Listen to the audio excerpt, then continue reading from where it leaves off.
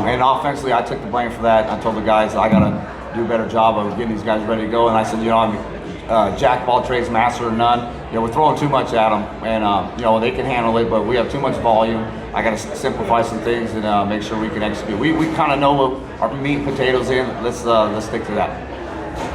Ryan, couldn't tell whether it was the X's and O's or the rhythm of the team that wasn't gelling. They weren't moving as a team today, it seemed.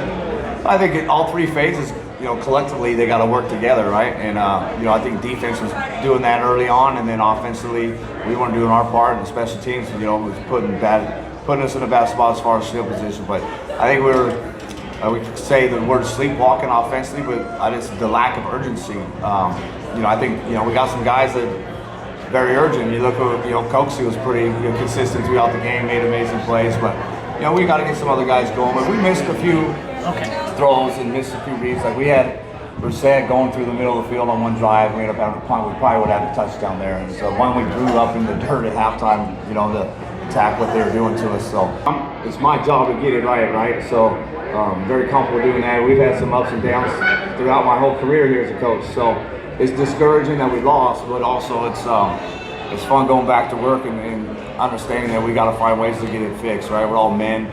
We get paid to do this, so I look forward to that challenge. And I think we got the right guys in the room. There was no bickering, there's no finger pointing.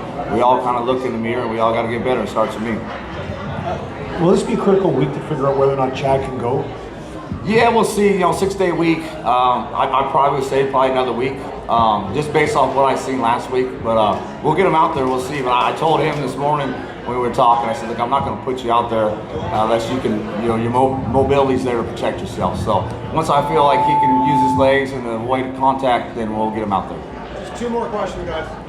What are your thoughts on Mike Williams' game today and his trajectory going forward? Yeah, that's why we kept him, and we had to make the decision to let Kadeem go. I think he's going to be a great player. He's physical, he can run through tackles, but you see him catch out of the backfield. So we feel like he's a special player, but now with the injury to D-Money, we might have to bring him back in here.